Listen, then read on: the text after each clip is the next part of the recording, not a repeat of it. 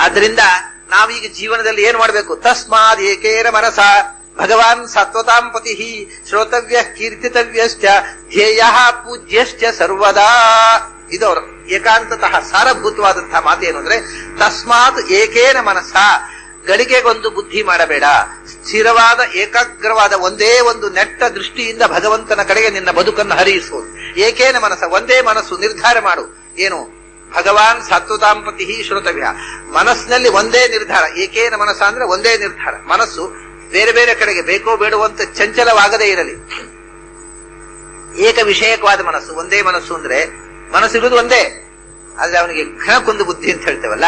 ಏಕ ಮನಸ್ಸು ಅಂದ್ರೆ ಏಕ ವಿಷಯಕವಾದ ಮನಸ್ಸು ಒಂದೇ ಕಡೆಗೆ ಸ್ಥಿರವಾಗಿ ನಿಲ್ಲಲಿ. ಅದು ಕಷ್ಟ. ಯಾಕೆಂದ್ರೆ ಮನಸ್ಸಿನ ಸ್ವಭಾವವೇ ಚಂಚಲವಾಗಿರುವಂಥದ್ದು. ಸ್ಥಿರವಾಗಿರುವಂಥದ್ದು ಮನಸ್ಸಿನ ಸ್ವಭಾವ ಅಲ್ಲ. ಅದು ಮನಸ್ಸು ಅಂದ್ರೆ ಒಂದು ಕಡೆಯಿಂದ ಒಂದು ಕಡೆಗೆ ಹೋಗ್ತಾ ಇರಬೇಕು, ಸ್ಥಿರವಾಗಿ ನಿಲ್ಲೋದೇ ಇಲ್ಲ. ಅದಕ್ಕೆ ಅದನ್ನು ಸ್ಥಿರವಾಗಿ ನಿಲ್ಲಿಸಬೇಕಾಗಿದ್ರೆ ಮುಂದೆ ಅದರ ಒಳಗೆ ಹೋಗ್ಬೇಕಾಗತ್ತೆ, ಮನಸ್ಸಿನಿಂದ ಬುದ್ಧಿಗೆ ಹೋಗ್ಬೇಕಾಗತ್ತೆ. ಬುದ್ಧಿ ಅಂದ್ರೆ ಅದು ಸ್ವಲ್ಪ ಗಟ್ಟಿ, ಅದು ಕನ್ವಿಕ್ಷನ್. ಆ ಮನಸ್ಸಿನಿಂದ ಬುದ್ಧಿಗೆ ಹೋಗಬೇಕು, ಬುದ್ಧಿಯಿಂದ ಚಿತ್ತಕ್ಕೆ ಹೋಗಬೇಕು. ಚಿತ್ತದ ಸ್ಮರಣೆಯಿಂದ ಆ ಸ್ಮರಣ ಶಕ್ತಿಯನ್ನು ಜಾಗೃತಗೊಳಿಸಿ ಆ ಸ್ಮರಣೆಯಲ್ಲಿ ನಿಂತು ಬಿಟ್ಟಾಗ ಮನಸ್ಸು ಸ್ವಲ್ಪ ತಟಸ್ಥವಾಗುತ್ತೆ. ಇಲ್ಲದೆ ನಾವು ಮನಸ್ಸಿನ ನೆಲೆಯಲ್ಲೇ ಚಿಂತನೆ ಮಾಡ, ಬುದ್ಧಿ ಮತ್ತು ಚಿತ್ತದ ಕಡೆಗೆ ಹೋಗದೇ ಇದ್ರೆ, ಅಂದ್ರೆ ಅದರ ಒಳಪದರುಗಳು, ಮನಸ್ಸಿನ ಒಳಪದರುಗಳು ಬುದ್ಧಿ, ಅಹಂಕಾರ, ಚಿತ್ತ, ಚೇತನ, ಈ ಒಳಪದರುಗಳನ್ನು ನಾವು ಮುಚ್ಚಿಟ್ಟು ಬಿಟ್ರೆ, ಬರೇ ಮನಸ್ಸಿನ ನೆಲೆಯಲ್ಲೇ ಚಿಂತನೆ ಮಾಡ್ತಾ ಇದ್ರೆ ಅದು ನಿಲ್ಲೋದೇ ಇಲ್ಲ. ನಿಂತಲ್ಲಿ ಅದು ಹೋಗ್ತಾ ಇರ್ತದೆ. ಹೋಗ್ತಾ ಇರೋದು ಅಷ್ಟೇ ಅಲ್ಲ, ಒಂದು ಕಡೆಯಿಂದ ಒಂದು ಕಡೆ ಹೋದ್ರೆ ಸಾಕು, ಅಷ್ಟು ಅಪಾಯ ಇಲ್ಲ. ಒಂದು ನಂಬಿಕೆಯನ್ನು ಸ್ಥಿರವಾಗಿ ನಂಬಿಕೆ ಬಿಡೋದಿಲ್ಲ ಮನಸ್ಸು. ವಿಕಲ್ಪಾತ್ಮಕ ಮನಃ ಅಂತ ಅದ್ರ ಸ್ವಭಾವವೇ ಕನ್ಫ್ಯೂಷನ್ ಮಾಡುದು. ಅದು ಹೌದೋ ಅಲ್ವೋ, ಅದು ಬೇಕೋ ಬೇಡೋ, ಹೀಗೆ ಬೇಕು ಅಂತ ಕೂತ್ರೆ ಬೇಡದ ಕಡೆ ಬೇಡವೋ ಏನೋ, ಬೇಕು ಅಂತ ನಾನು ತಿಳ್ಕೊಂಡಿದ್ರೆ ತಪ್ಪಾಯ್ತೇನೋ ಅನ್ಸುರು ಮಾಡುತ್ತೆ. ಇದು ಹೌದು ಹೌದಾ ಅಲ್ವಾ ಯಾರಿಗೊತ್ತು ಒಂದು ಶುರು ಮಾಡುತ್ತೆ. ಯಾವತ್ತೂ ಕೂಡ ಕನ್ವಿಕ್ಷನ್ಗೆ ನಮ್ಮನ್ನು ಕೊಂಡೊಯ್ಯದಂತಹ ಒಂದು ಫ್ಯಾಕಲ್ಟಿ ಇದು ಮನಸ್ಸು. ನಾವು ಮನಸ್ಸಿನ ನೆಲೆಯಲ್ಲೇ ಕೂತು ಬಿಟ್ರೆ ಯಾವತ್ತೂ ಯಾವ ಕನ್ವಿಕ್ಷನ್ ಸಾಧ್ಯ ಇಲ್ಲ, ಯಾವ ಸಾಧನೆಯೂ ಸಾಧ್ಯ ಇಲ್ಲ. ಅದಕ್ಕೆ ಒಳಗಿನ ಅಂತಃಕರಣದ ಒಳ ಪದರುಗಳನ್ನ ಬಿಚ್ಚಿಕೊಳ್ಳಬೇಕು. ಬುದ್ಧಿಗೆ ಹೋಗಬೇಕು, ಅಹಂಕಾರಕ್ಕೆ ಹೋಗಬೇಕು, ಚಿತ್ತಕ್ಕೆ ಹೋಗಬೇಕು, ಚೇತನಕ್ಕೆ ಹೋಗಬೇಕು. ಈ ಒಳ ಪದರುಗಳನ್ನ ಬಿಚ್ಚಿದಾಗ ಇದು ಸ್ವಲ್ಪ ಮಟ್ಟಿಗೆ ನನಗೇನಪ್ಪ ನೀವೆಲ್ಲ ಒಳಗಿನವ್ರು ಹೇಳಿದಾಗ ನಾನು ಕೇಳ್ತೇನೆ. ಇದು ಹೊರಗಿಂದ ಹೊರಗೆ ಇರುವಂತದ್ದು. ನಿಜವಾಗಿ ಅಂತಃಕರಣಗಳಲ್ಲಿ ಬಹಳ ಹೊರಗಿಂದ ಹೊರಗಿರುವಂತಹದ್ದು, ನಮ್ಮನ್ನ ಹೊರಗಿಂದ ಹೊರಗೆ ಸಾಗ ಹಾಕುವಂಥದ್ದು. ಒಳಗೆ ಹೋಗ್ಬೇಡ ಅನ್ನುತ್ತೆ ಅದು ಮನಸ್ಸು. ಯಾಕೆಂದ್ರೆ ಒಳಗೆ ಹೋಗ್ಬಿಟ್ರೆ ಅದ್ರ ಕೆಲಸ ನಡೆಯೋದಿಲ್ಲ. ಒಳಗೆ ಹೋಗ್ಬೇಡ, ನೀ ಹೊರಗಿಂದ ಹೊರಗೆ ಇರು, ನಾನು ಇರ್ತೀನಿ ನಿನ್ ಜೊತೆಗೆ ಅನ್ನತ್ತೆ ಮನಸ್ಸು. ಮನುಷ್ಯನನ್ನ ಒಳಕ್ಕೆ ಬರದೆ ಅದು ಒಳಗೆ ಕೂತು ಮನುಷ್ಯನ ಹೊರಗಿಂದ ಹೊರಗೆ ಇರುವಂತೆ ಪ್ರೇರಣೆ ಮಾಡತಕ್ಕಂಥ ಒಂದು ಫ್ಯಾಕಲ್ಟಿ ಅದು. ಅದನ್ನ ತಪ್ಪಿಸಿ ಒಳಕ್ಕೆ ಹೋದ್ರೆ ಇದು ಸೈಲೆಂಟ್ ಆಗುತ್ತೆ.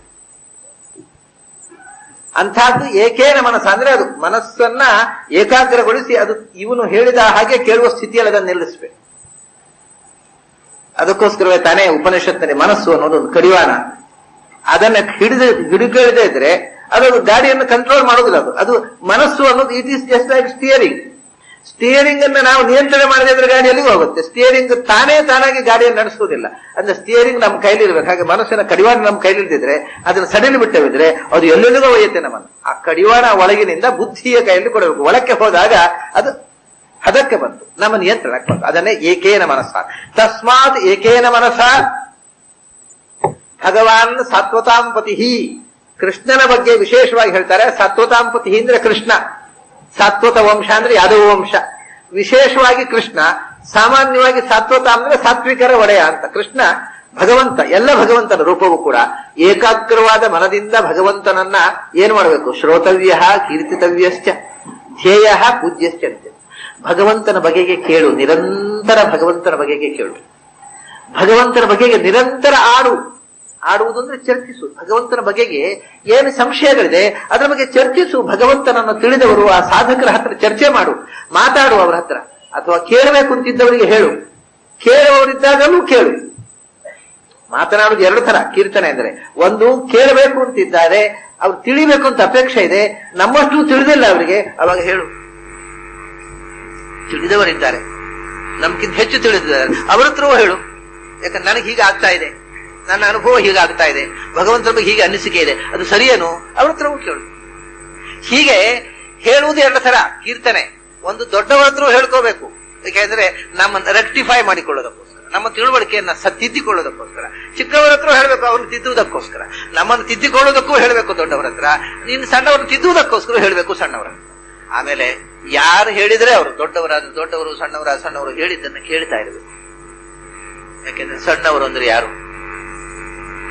5 ವರ್ಷದ ಧ್ರುವ ನಮ್ಗಿಂತ ಸಣ್ಣವನೋ, 5 ವರ್ಷದ ಪ್ರಹ್ಲಾದ ನಮಗಿಂತ ಸಣ್ಣವನೋ, ನಾವು ಅವನಿಗಿಂತ ಸೀನಿಯರೋ, ನಾವು ಅವನಿಗೆ ಹೇಳಿಕೊಂಡು ಅವನು ನಮಗೆ ಹೇಳಬೇಕು. ಆದ್ರಿಂದ ಚಿಕ್ಕ ಮಕ್ಕಳ ಹತ್ರ ಕೂಡ ನಾವು ಕೇಳಬೇಕು.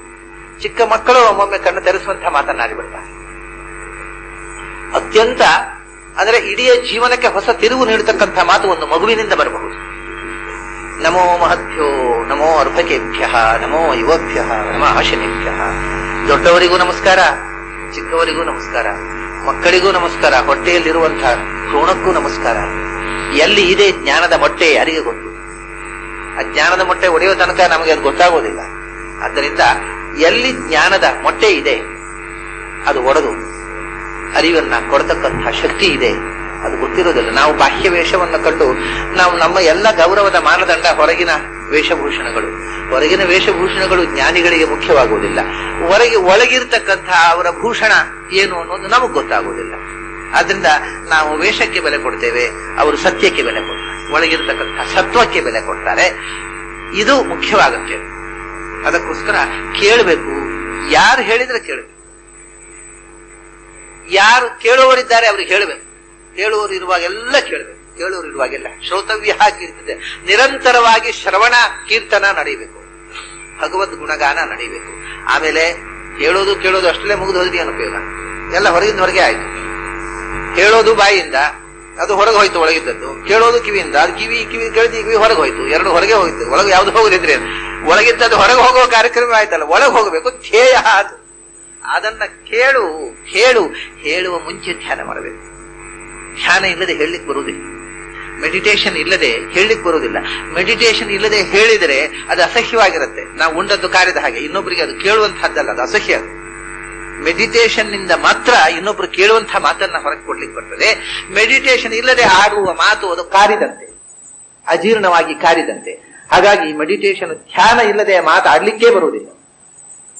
ಅದನ್ನೇ ಮೌನ ಅಂತಾರೆ. ಮೌನದಿಂದ ಮಾತು ಬರಬೇಕು. ಮೌನದಿ ಇಲ್ಲದೆ ಮಾತು ಬಂದ್ರೆ ಅದು ಅಸಖ್ಯ, ಅದು ಅಥವಾ ಮಾತಿಗೆ ಮಾತು ಅಂತ ಹೇಳ್ತೇವಲ್ಲ, ಜಗಳ. ಅದು ಮೌನ ಇಲ್ಲದ ಮಾತಿನಿಂದ ಜಗಳ ಆದಿತ್ತು ಹೊರತು ಮನನ ಆಗೋದಿಲ್ಲ. ಅದರಿಂದ ಮೌನದಿಂದ ಮಾತು ಬರಬೇಕು, ಮಾತಿನಿಂದ ಮೌನಕ್ಕೆ ಹೋಗ್ಬೇಕು.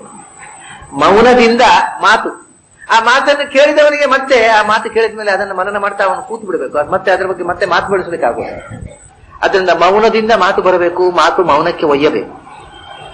ಮಾತಿನ ಆಚೆಯೂ ಮೌನ, ಈಚೆಯೂ ಮೌನ ಇದ್ರೆ ಮಾತು, ಇಲ್ಲದೆ ಇದ್ರೆ ಮಾತಿಗೆ ಮಾತು, ಜಗಳ ಅಷ್ಟೇ. ಬೀದಿ ಮಾತಾಯ್ತದು.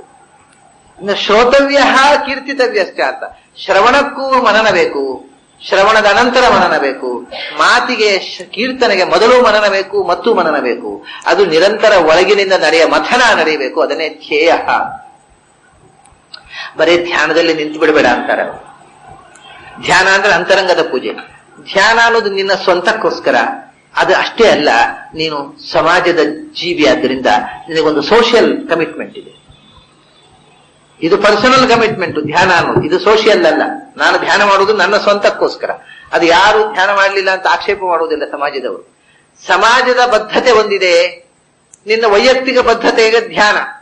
ನೀನು ಸಮಾಜ ಜೀವಿ ಆದ್ದರಿಂದ ನಿನಗೆ ಮನೆ ಇದೆ, ನಿನಗೆ ಹೆಂಡತಿ ಮಕ್ಕಳಿರ್ತಾರೆ, ನಿನ್ನ ಬಂಧು ಬಾಂಧವರಿರ್ತಾರೆ. ನಿನ್ನನ್ನು ನೋಡಿ ಏನು ಎಂತು ಅಂತ ತಿಳ್ಕೊಳ್ಳುವ ಒಂದು ವರ್ಗ ಇರ್ತದೆ ಪ್ರತಿಯೊಬ್ಬನಿಗೂ. ಇಡೀ ಸಮಾಜಕ್ಕೆ ಮಾರ್ಗದರ್ಶನ ಇಲ್ಲದಿರಬಹುದು. ಕನಿಷ್ಠ ಅವನ ಮನೆಯಲ್ಲಿ ಅವನ ಹೆಂಡತಿ ಮಕ್ಕಳಿಗೆ ಆದ್ರೂ ಅವನ ನಡೆ ಪ್ರಭಾವ ಮಾಡ್ತಾ ಇರ್ತದೆ. ಹೆಂಡತಿ ಮಕ್ಕಳಿಗೆ ಸನ್ಯಾಸಿ ಇನ್ನೂ ಕಷ್ಟ. ಇಡೀ ಊರಿನವರೇ ಅವ್ರ ನಡೆಯನ್ನು ಅಬ್ಸರ್ವ್ ಮಾಡ್ತಾ ಇರ್ತಾರೆ. ಇವನಿಗೆ ಆದ್ರೆ ಬರೇ ಮನೆಯಲ್ಲಿರೋರು. ಒಬ್ಬ ಸನ್ಯಾಸಿ ಆದಂದ್ರೆ ಇಡೀ ಊರಿನವರು ಆತನನ್ನ ತಪಸ್ವಿ, ಯೋಗ ಸಿದ್ಧ, ಅವನು ಸನ್ಯಾಸಿ, ವಿರಕ್ತ, ಅವನು ಮಾಡಿದ್ದು ಶ್ರೇಷ್ಠ, ಅದು ನಮಗೆ ಆದರ್ಶ ಅಂತ ತಿಳ್ಕೊಂಡಿದ್ದ ಇಡೀ ಸಮಾಜ ಅವನಿಗೆ ಸಂಸಾರವಾಗಿಬಿಡುತ್ತೆ. ಸಂಸಾರಿಗೆ ಅವನ ಮನೆಯಲ್ಲಿ ಇದ್ದಷ್ಟು ಮಂದಿ ಅಷ್ಟೋ ಅವರು ಆದರೆ ಎದುರು ಅವರು ಅಲ್ಲ. ಈ ಸನ್ಯಾಸಿ ಹಾಗಲ್ಲ, ಊರೆಲ್ಲ ಸಂಸಾರ. ಇಡೀ ಊರು ಅವನ್ನ ಅಬ್ಸರ್ವ್ ಮಾಡ್ತಾ ಇರ್ತದೆ. ಅದು ನಿನಗೊಂದು ಸಾಮಾಜಿಕವಾದ ಬದ್ಧತೆ ಇದೆ. ಅದಕ್ಕೋಸ್ಕರ ಸಾಮಾಜಿಕವಾದಂತಹ ಒಂದು ನಡೆಯೂ ಅಧ್ಯಾತ್ಮದಲ್ಲಿ ಬೇಕು. ಏನು ಅಂದ್ರೆ ಪೂಜ್ಯಶ್ಚ ನಿತ್ಯದ. ನಾನು ಮನಸ್ಸಿನಲ್ಲಿ ಮೆಡಿಟೇಷನ್ ಮಾಡ್ತೇನ್ರಿ, ದೇವರ ಪೂಜೆ ಏನು ಮಾಡೋಲ್ಲ, ಅದಾಗ್ಲಿಲ್ಲ ಅಂದ್ರು. ನೀನು ಒಳಗಿನಿಂದ ಏನು ಮಾಡ್ತೀಯೋ ಅದು ಹೊರಗಿನಿಂದ ಮಾಡಿ ತೋರಿಸ್ಬೇಕು. ಯಾಕಂದ್ರೆ ನೀನು ಏನು ಮಾಡಿದ್ದಿ ಅಂತ ಉಳಿದವರಿಗೆ ತಿಳಿಯೋದಿಲ್ಲ. ಮನಸ್ಸಿನಲ್ಲಿ ಮಾಡಿದ ಕಡೆ ನಿನ್ನ ಮಕ್ಕಳು ನಾಳೆ ಏನ್ ಮಾಡ್ತಾರೆ ಗೊತ್ತುಂಟ, ನಮ್ಮ ಅಪ್ಪ ಮೆಡಿಟೇಷನ್ ಮಾಡ್ತಾ ಇದ್ರು ಮನಸ್ಸಿನಲ್ಲೇ, ಹೊರಗಿಂದ ಏನು ಮಾಡ್ತಾರೆ ನಾವು ಹಂಗೆ ಮಾಡೋದು ಅಂತ. ಒಳಗೂ ಇಲ್ಲ ನಾವು ಹಂಗೆ ಮಾಡೋದು ಅಂತ ಕೂತು ಬಿಡ್ತಾರೆ ಅವರು. ನಾವು ಏನು ಮಾಡದೆ ತಪ್ಪಿಸಿಕೊಳ್ಳು ಎಸ್ಕೇಪಿಸಮ್ಗೆ ಒಂದು ಸಾಧನವಾಗಿ ಬಿಡುತ್ತೆ ಅಧ್ಯಾತ್ಮ. ಆದ್ದರಿಂದ ನಿನಗೊಂದು ಕಮಿಟ್ಮೆಂಟ್ ಇದೆ ಏನು ಅಂದ್ರೆ ಹೊರಗಿನಿಂದಲೂ ಪೂಜೆ ಮಾಡು, ಒಳಗಿನಿಂದಲೂ ಪೂಜೆ ಮಾಡು, ಭಗವಂತನ ಬಾಹ್ಯ ಅಂತರಂಗ ಪೂಜೆ ಎರಡನ್ನೂ ನಡೆಸು. ಶ್ರೋತವ್ಯ ಕೀರ್ತಿತವ್ಯಶ್ಚ ಧ್ಯೇಯೋ ಪೂಜ್ಯಶ್ಚ ನಿತ್ಯದ. ಇದು ನಿರಂತರ ನಡೆಯಬೇಕು. ಇದೇ ಪುಂಸಾಂ ಏಕಾಂತತ ಶ್ರೇಯ ಅನ್ನೋ ಮೊದಲನೇ ಪ್ರಶ್ನೆಗೆ ಉತ್ತರ ಅವರು.